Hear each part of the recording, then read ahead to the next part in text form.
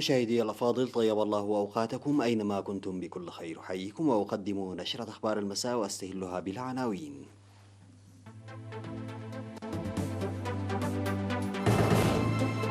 العمل بقوة لإنجاح برامج الإصحاح البيئي الأهلي في شمال البحر الأحمر.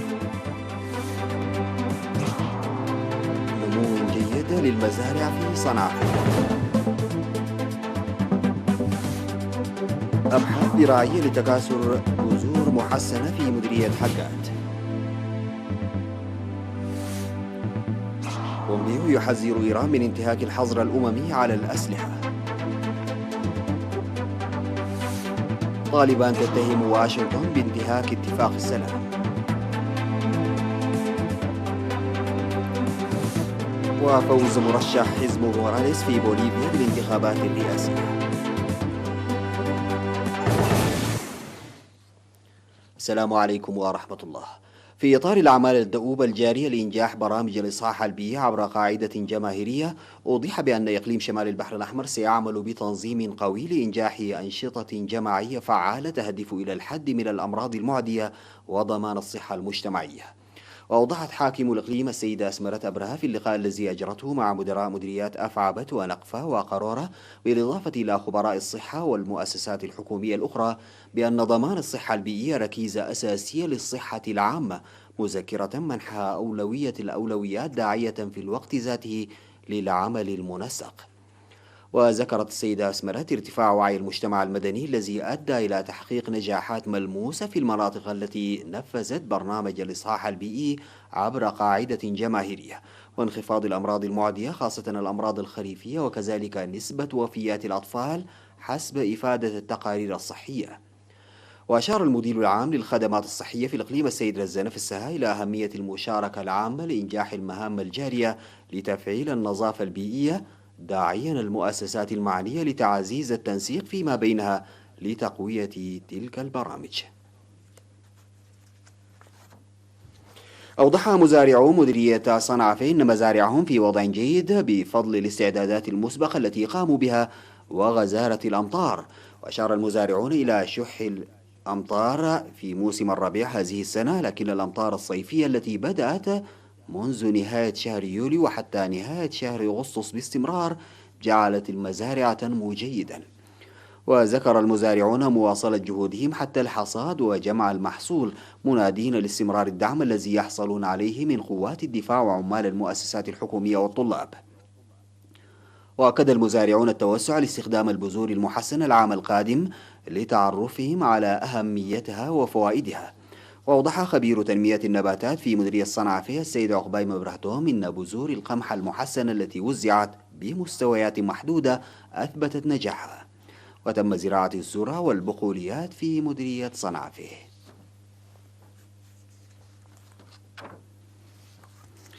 دعا مكتب وزارة الزراعة في مديرية ابن حيلي المزارعين للإسراع في حصاد المزارع التي جفت واستوت ثمارها وبلغت مرحلة القطاف توخيا من الأمطار المتأخرة ومخاطر أسراب الجراد. وأوضح مسؤول المكتب السيد منقص طعمي أن المزارع الموجودة في مساحة 15,000 هكتار بلغ الجزء منها مرحلة الإثمار والبعض مرحلة القطاف. وقال إن آفة الجراد تحدث الأضرار في دولة إثيوبيا المجاورة، ولا يزال الخطر مخيما، ويجب تقوية المراقبة والمتابعة من الآفات الزراعية. وأوضحت المدير التنفيذي في إدارة مديرية ابن حيلي السيدة ترحاس فقادو إن الاستعدادات الزراعية المسبقة إلى جانب خدمات الجرارات الحكومية للحراثة بأسعار مناسبة مكنت من النمو الجيد للمزارع. يقوم المهنيون الزراعيون بأبحاث لتنمية البذور المحسنة لرفع الإنتاج الزراعي في مديرية حقات.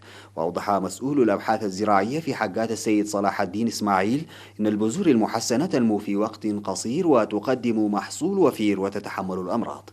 وذكر تحقيق نتائج مرضية من الأبحاث التي جرت في 17 نوعا من الدخن في مشتى الحقات، إضافة إلى إعداد أراضي للتجارب الزراعية في حقات ودعروتاي.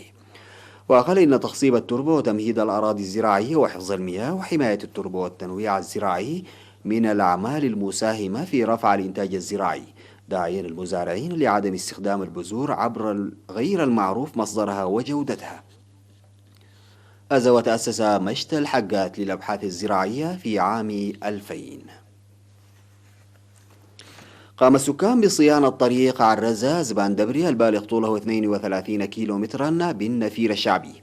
وشارك في النفير لصيانة الطريق الذي جرفته السيول سكان بلدة عرزة وعمال المؤسسات الحكومية والسكان شحيتة عراوتي وزباندبري. وأوضح المشاركون في النفير أن طريق عرزة زباندبري تجرفه السيول سنويا ويغلق بالصخور المنحدرة من الجبال لوقوعه في الهاويات والأودية، واتخذوا مبادرة الصيانة لحل مشكلة المواصلات مطالبين بالدعم الآلي لمزيد من العمل الآمن. كما تم صيانة الطريق الرابط بقرى المديرية.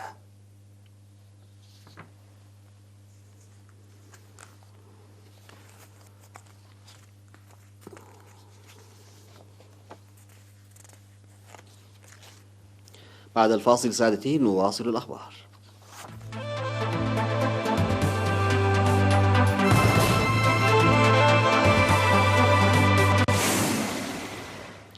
ذكر وزير الخارجية الأمريكي مايك بومبيو بأن أي عملية بيع أسلحة لإيران ستؤدي إلى عقوبات، وذلك بعدما أكدت طهران أن حظر شراء وبيع الأسلحة التقليدية الذي تفرضه عليها الأمم المتحدة رفع تلقائيا.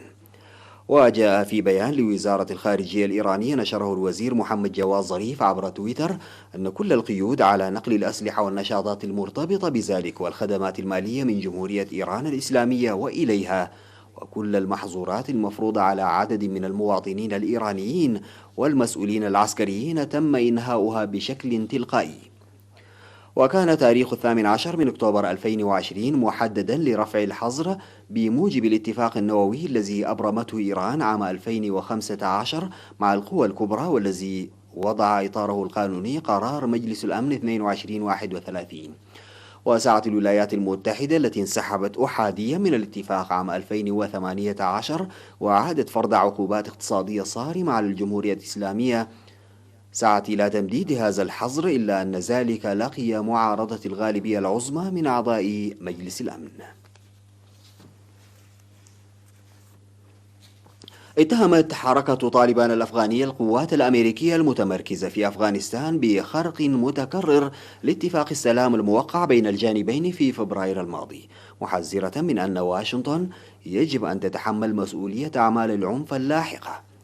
وقال المتحدث باسم طالبان قاري محمد يوسف أحمدي أنه في الأيام الأخيرة شنت القوات الأمريكية في إقليم هلمند وكذلك في إقليم فرح وغيره من الأقاليم في انتهاك صارخ للاتفاق الموقع. بدوره حذر المبعوث الأمريكي الخاص للمصالحة في أفغانستان زلماي خليل زاد من أن الخطاب التحريضي لا يساعد في دفع عملية السلام بين الممثلين الأفغان ووفود طالبان. واستمرت أعمال العنف في أفغانستان على الرغم من اتفاق السلام المبرم في فبراير بين الولايات المتحدة وطالبان، فضلا عن هجمات الحركة الأخيرة في هلمند والتي أدت إلى نزوح وتشريد حوالي 6000 أسرة في الإقليم، وآخرها وقوع هجوم بسيارة مفخخة في فيروزكو الأفغانية عند مقر شرطة طور، ما أوقع 12 قتيلا وعشرات الجرحى من المدنيين ورجال الأمن. فاز لويس آرس مرشح اليسار وأحد المؤيدين لرئيس الدولة السابق إيفو موراليس فاز بالانتخابات الرئاسية في بوليفيا من الجولة الأولى بنسبة تجاوزت 52% من الأصوات وفقا لاستطلاع للرأي.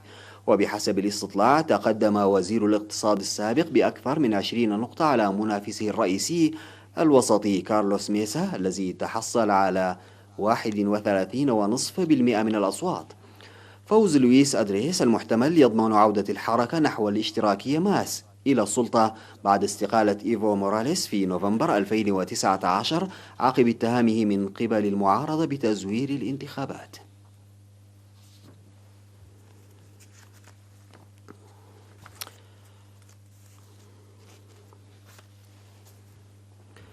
أعلنت الحكومة في فيتنام فقدان 22 جنديا على الأقل خلال انهيار أرضي بإقليم كوانغ تراي في وسط فيتنام.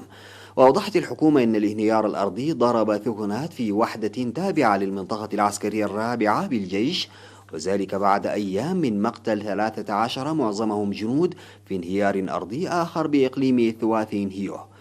هذا وتسببت أمطار غزيرة منذ مطلع الشهر الحالي بفيضانات وانهيارات طينية أودت بحياة 64 شخصا على الأقل. ويتوقع خبراء الأرصاد الجوية هطول المزيد من الأمطار الغزيرة خلال الأيام القليلة المقبلة.